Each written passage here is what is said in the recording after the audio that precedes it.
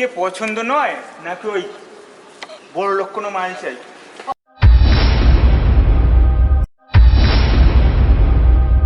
না রে, ওইসব কোনো ব্যাপার না, আমি ক্লাসে যাচ্ছি রে।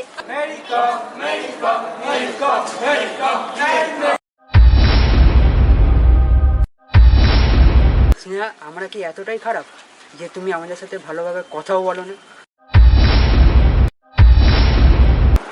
কি স্নেহা, তুমি আবার হঠাৎ মেরিকা বলতে গেলে কেন?